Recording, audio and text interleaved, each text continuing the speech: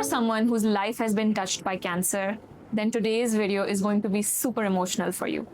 And if you're someone जिसकी life में cancer कभी नहीं आया, then A, I hope कि कभी आए भी ना, and B, I really wish कि आप पूरी video देखें because today's video is going to have a lot of learnings for you. Today we have two very special guests with us, Sumaira, जिन्होंने खुद cancer से fight किया है. She's a breast cancer survivor and she's going to tell us her story. And we have Aisha with us, who as a family member had to live through her mother's diagnosis, her mother's illness, and then eventually her mother passing because of this disease. So we have two very different perspectives and we're going to learn from their experience ताकि हमें कभी इस चीज़ से खुद गुजरना ना पड़े. Assalamu alaikum, Sumaira. How are you doing? I'm fine. Assalamu alaikum, Aisha. How are you? Alaikum salam. I'm perfectly fine. Thank you for having us. Yeah, absolutely. Thank you for making out the time. So पहले सुमेरा से शुरू करेंगे. सुमेरा, आपने खुद इस disease को fight किया है. Yes. थोड़ा सा हमें बताएं कि आपके अर्ली सिम्टम्स क्या थे, कैसे आपको पता लगा कि कुछ शायद डिफरेंट है, मुझे इसको अटेंशन देने की ज़रूरत. मुझे एक छोटी सी गिल्टी थी मेरे आर्म पिट में. अच्छा. और बहुत माइनर सी थी. अच्छा. जिसको मैंने ध्यान नहीं दिया. वो मुझे पिछले तकरीबन जनवरी से थी. जनवरी 2021 की ये बात है और मैंने इस पर ध्यान नहीं दिया. लेकिन कोई by the grace of God मुझे एक दिन सिर्फ हल्का सा पेन हुआ उसके अंदर. अच्छा. बिल्कुल लाइट सा. तो मैंने कहा ये क्या हुआ है, ये मुझे पेन क्यों है यहाँ पर. लेकिन फिर मैंने उस वक्त को नहीं छोड़ा. मैंने फिर जो मेरी सक्सेस जो थी इसमें वो यही थी कि मैंने उसको नहीं छोड़ा. मैंने उसको लेट डाउन नहीं किया उस पेन को. और मैंने फिर उसके टेस्ट करवाने शुरू किए. और टेस्ट करवाए हैं. जब मेरा फर्स्ट टेस्ट हुआ था तो मैं बहुत घबराई हुई थी, डरी हुई थी. हाय कुछ हो ही ना जाए, कुछ हो ना जाए, पता ना कुछ कैंसर ना निकल आए. लेकिन और ये फिर बायोप्सी हुई मेरी, फिर उसमें शौकत खानम में हुई. फिर वहाँ से फिर वो डायग्नोज हुआ कि मेरी कैंसर है और सेकंड स्टेज का कैंसर है. और तो जब ये खबर आपको मिली जी, कैसे मिली? लाइक डॉक्टर ने बताया? हाँ, मेरी रिपोर्ट मिली वहाँ से. मेरे हस्बैंड ने ली, हॉस्पिटल से रिपोर्ट ली. तो उन्होंने उस वक्त रात का टाइम था तो उन्होंने वहाँ डॉक्टर कोई नहीं था बताने के लिए. सिर्फ हमने अपना पेपर ले लिया. उन्होंने जाकर एक मेडिकल स्टोर था वहाँ पर एक आदमी को दिखाया कि ये इस तरह करके रिपोर्ट आप ज़रा देखें. वो कहते हैं इसमें सिम्टम्स हैं. तो उन्होंने मुझे नहीं बताया. मैं उस वक्त रोज़े थे. अच्छा. तो मैं फिर रोज़ा रखने के लिए उठी तो मैंने अपनी वो रिपोर्ट निकाली. मैंने नेट पे वो वर्ड्स डाल कर तो मैंने निकाले तो उसमें मुझे पता चला कि ये पॉजिटिव है. ठीक है. तो मैं पहली फीलिंग क्या? पहली फीलिंग जो थी बहुत ही खतरनाक किस्म की फीलिंग होती है ये. और आप बिल्कुल ही ख़त्म हो जाती है लाइफ आपकी. और कुछ आप रोना भी शुरू कर देते हैं कि क्यों मुझे ये कैंसर हो गया, मुझे हो गया, ये कैसे हो गया. People usually look out for guilty या growth on the breast tissue. और आपका ज्यादा आर्मपिट की साइड. आर्मपिट की साइड. उस चीज को भी इग्नोर नहीं कर सकते. नहीं, आर्मपिट और ये सारा एरिया ही. आपने बड़ी अच्छी बात की है. मुझे भी यही होता था कि आपने सिर्फ फ्रंट से चेक करना है अपने आप को. नहीं, फ्रंट से नहीं चेक करना.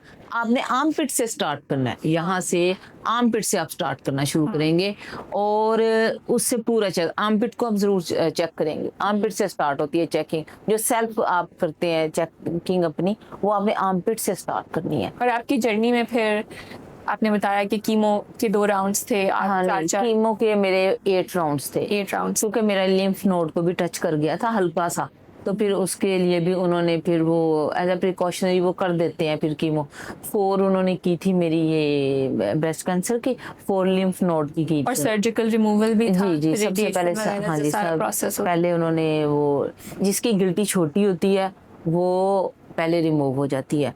जिसकी गिल्टी बहुत बड़ी होती है फिर इसको कीमो से छोटा करते हैं क्योंकि वो इतना बड़ा कट लगाना पॉसिबल नहीं होता. बहुत फैला होता है लोगों का.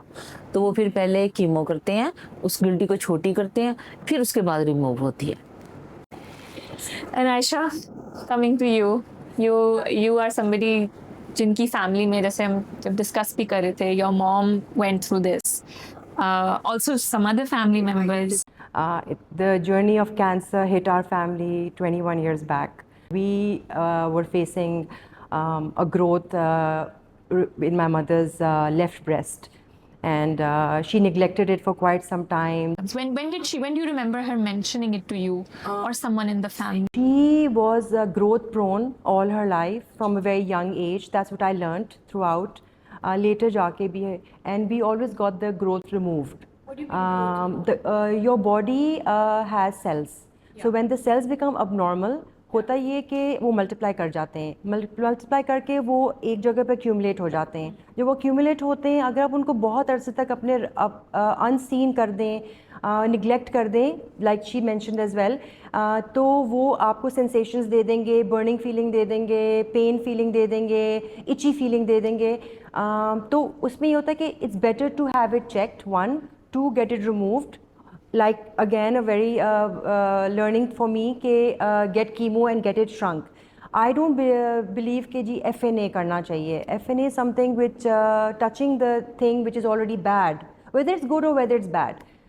So yes, she was prone.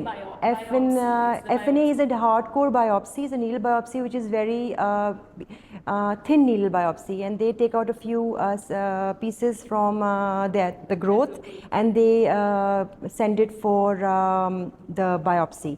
होता ये कि sometimes वो लीक हो जाता है, and then the cancer cells travel, and जब उनको पता चला, चीज़ें कोई बात नहीं, हो जाएगा, ठीक हो जाएगा, it'll be fine.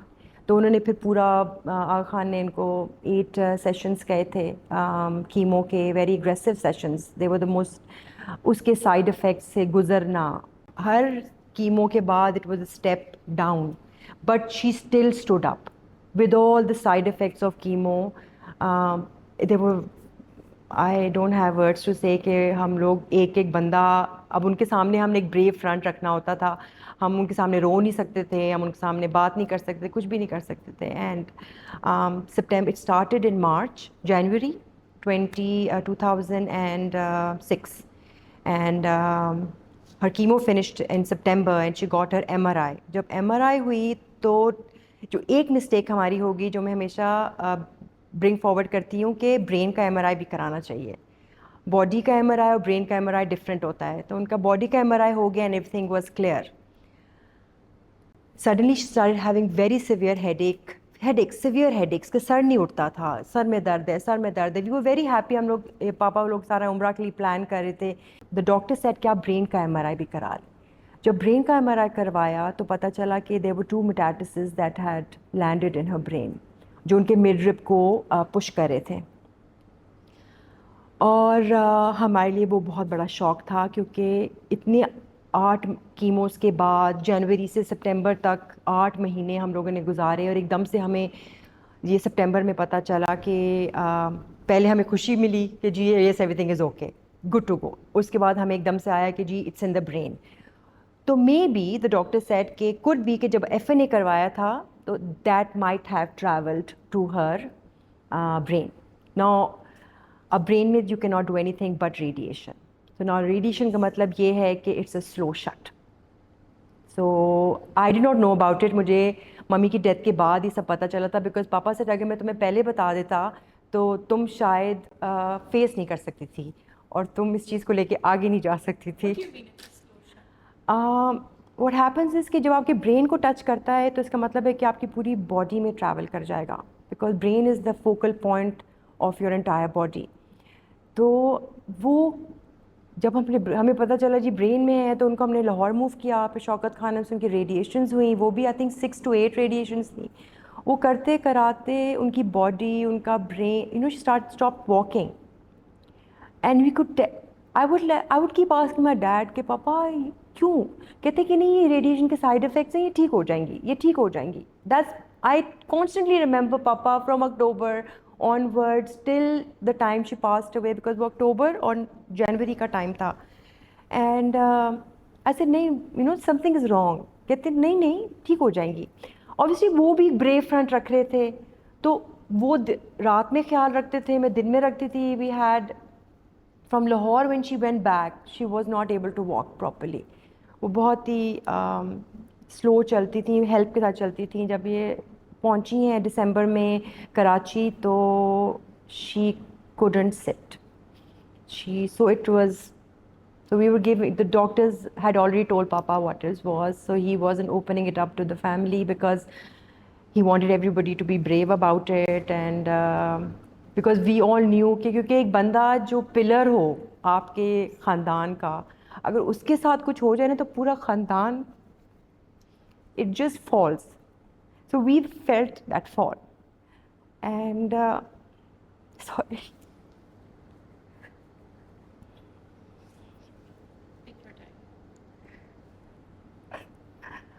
My daughter was telling me, she's like, "Mama, आप कैसे करोगे?" मैं कहा पता नहीं, बताना ज़रूरी है। अगर आप नहीं बताओगे तो लोगों को पता नहीं चलेगा कि इंसान को कितना पेन होता है, कितना इंसान को स्ट्रॉन्ग होना पड़ता है इस चीज़ को लेके।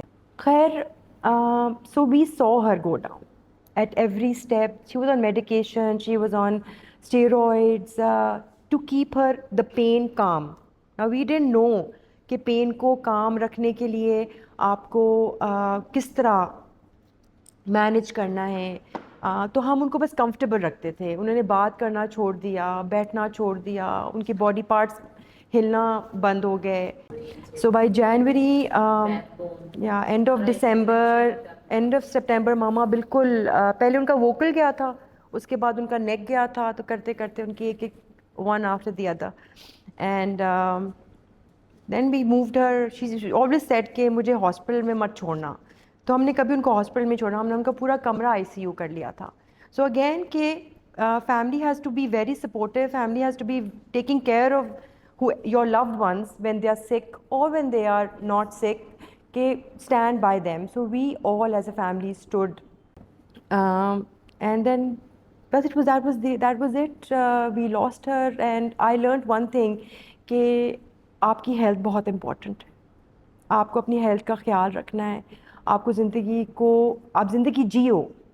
She was full of life, लेकिन वो अपनी हेल्थ का ख्याल नहीं रखती थी। उनको हम कहते रहते थे, डायबिटीज़ हो गई थी उनको। Diabetes was one reason. They say that inflammation in your body can cause all this. So diabetes was one reason जो कि वो बिल्कुल ख्याल नहीं रखती थी। And I think what's so important is कि इस तरह की बहुत talks, especially October में, you hear a lot of cancer survivors Yes. and their talks. I think what's so important is to get the perspective of a family member and how they live through something like that. And this is what they say कि काफ़ी famous हो रही है ना एक saying कि भाई आप you can die for your family but can you live for your family, right? And as women ये कितनी ज़रूरी concept है because Yes. so quickly are we, as soon as women start to look after themselves or their health, और अभी हम उस पर भी बात करेंगे, but it's titled or it's looked at as a very selfish move that you're taking, and even we feel guilty, right? Every time I take out personally time for my workout and I know कि ये time मैं अपने बच्चे को दे रही हो सकती थी, especially as a working mom, it automatically becomes guilt factor कि शायद मैं अपने लिए कर रही हूँ। But for us to show up for our family in the best possible health, because और even जो लोग support करें, जो लोग अगर कोई family member sick है, if you're looking after them, how important is your health to look after somebody? It's very very important and वो कहते हैं ना कि you as a mother, as a daughter, as a sister, as any females, we have, if we are positive emotionally, mentally, physically strong, we'll be able to take care of whoever is not well or needs our support, maybe medically or emotionally or financially. So brings me actually to my next question. I think सबसे ज़रूरी ये है कि कोई कई चीज़ें होती हैं, कहते हैं ना hindsight is like in hindsight आपको हर चीज़ पता लग जाती है कि क्या करना है, but हमारा मकसद इस talk को रखने का ये है that people who are watching, they can learn without that hindsight. Nobody has to go through this experience to sort of change their life. So मुझे ये बताएं आप समेरा कि किस तरह से इस एक्सपीरियंस के बाद, अभी आपने बोला जैसे कि आप पहले भी केयरफुल थी, पहले भी ऑलिव ऑयल में खाना बनता था, जौ की रोटी, बाहर से नहीं खाना, एंड आई थिंक उसमें we can see the difference in how healing journeys can also be different, right, if somebody is looking after themselves. But इस एक्सपीरियंस के बाद और कोई चेंजेस किए लाइफ में, या उसी चीज़ को जारी रखा, या अब कोई क्या प्रिकॉशंस लेते हो, मतलब कोई चेकअप्स होते हैं, कोई ब्लड टेस्ट रेगुलरली होते हैं, how has life change since? क्योंकि मेरा इलाज शौकत खानम से हुआ है, हाँ, तो वो खुद ही सारा उन्होंने मैनेज किया होता है। मेरा ईयरली मेमोग्राम होता है, उधर से मुझे कॉल्स आ जाती हैं, आप आएँ अपना टेस्ट करवाएं आकर, और उसके बाद जो लाइफ की रूटीन है वो मेरी वही है जो मेरी पहले थी। और मैंने एक्सरसाइज कभी भी नहीं छोड़नी। मेरा सुबह उठते साथ ही जो पहला काम है, मैंने अपनी एक्सरसाइज करनी है, और ये मैं तकरीबन 16 ईयर से कर रही हूँ। और मुझे ये फील होता है कि यही टाइम है पूरे दिन में 24 आवर्स में जो मैंने 1 घंटा अपने आप को अपने आप दिया। को देना ऐसा ही। और वही माँ खुशहाल तो घर खुशहाल। हाँ और डाइट में कोई इतना खास चेंज नहीं, लेकिन ये है कि उन लोगों के लिए जो डाइट अच्छी नहीं लेते हैं उनके लिए मेरा मशवरा है कि डाइट ये जो है इन्फ्लेमेशन वाली डाइट नहीं लेनी चाहिए। जैसे आजकल बड़ा मशहूर है कि ये जो गंदम का आटा है हाईली इन्फ्लेमेटेड है, इसको ना यूज़ करें। तो जो आजकल मल्टीग्रेन्स आ रहे हैं इसको यूज़ करें। अब तो ये सोशल मीडिया पर बहुत ज़्यादा अवेयरनेस है इसके बारे में, हर बंदा ही इसकी रील बना रहा है। हाँ। और काफ़ी इन्फॉर्मेशन देते हैं। इन्फ्लेमेशन जो है वो इज द मिनिमाइज करें, कहाँ से डिजीज शुरू होता है। करें और अपनी डाइट में ऑर्गेनिक चीज़ें ज़्यादा यूज़ करें जितना भी हो सकता है। जैसे चिकन है ऑर्गेनिक लें, और ये जो वेजिटेबल आती हैं ये भी कोशिश करें कि वो ना हो, वो स्प्रे वाली ना हो, वो जो है वो ऑर्गेनिक यूज़ करें। इनसे काफ़ी फ़र्क पड़ता है। आई थिंक आपने ये न्यूट्रिशन वाली बात बहुत सही की है, बिकॉज फ्रैंकली अब जितने लोगों को फीड करना है ना एक इकोनॉमी ने, Yes. राइट, खाना उस क्वालिटी का या उतनी उतना खालिस खाना बन ही नहीं सकता हाँ जी। इतने माउथ्स को फीड करने के लिए। हमारे लिए भी अब हमारी एक, क्योंकि I been in this industry for a while, I see so many women still discounting fitness and strength to weight loss. या दिखना कैसे, Yes. especially younger years में बहुत होता है कि दिखना कैसे है। मैंने खुद वैसे ही शुरू किया था कि पतले Yes. होना है, ऐसे दिखना है, इन कपड़ों में अच्छे दिखना है। बट जब आप अपनी इवन लाइक मी अपने 30s में आते हैं, फिर 40s 50s या अपने माँ बाप को उससे गुजरते हुए देखते हैं, अब आपका पहला एक्सपीरियंस होता है that no, fitness is so much more. Yes. कोई ऐसा बंदा नहीं है जो उसके लिए इररेलेवेंट है। चाहे आपका जो मर्जी शेप साइज है, if you want to stay disease free, अगर आप चाहते हैं कि इस तरह की चीज़ों से आप बचे रहें, so and your life and your journey is such an Yes. example of that. Yes. And with you, Aisha, I want to know, going through it as a family member, like tell me what changes did you make? Because you mentioned that obesity had a role, you think, and we know that it's a risk factor for cancer. It's one of the biggest risk factors. With my losses, I learned, and then my kids brought it to highlight, red light. Ke mama, ye cheez. Jaise I was putting on a lot of weight. I was coming up the stairs one day, and Ali's like, "Ye, aapki saans kyun high hai? Why?" मैं कहा मुझसे चढ़ा नहीं जा रही सीढ़ियाँ, and she's like, "Mama strength है." So, because he's been doing strength, because he was asthmatic from a very young age, so strength training did him good.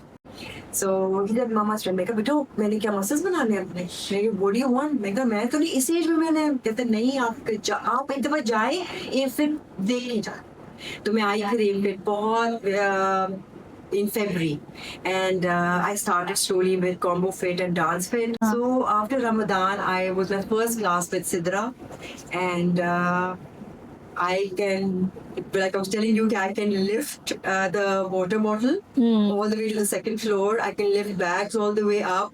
So again, strength training, आपकी Pilates जो आपकी hardcore है, जो आपकी yoga for your mind, then a mix of it, dance fit just to enjoy, Yes. get your heart right.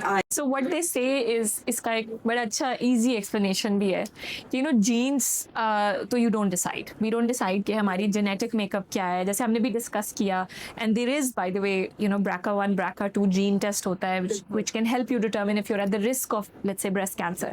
But it is lifestyle और habits decide करते हैं कि कौन से genes switch on होंगे और कौन से off होंगे. So ये कितनी पावरफुल कॉन्सेप्ट है कि आपने अपने सिर्फ लाइफस्टाइल या वर्कआउट से या खाने से आप अपने जीन्स को स्विच ऑन और ऑफ करें.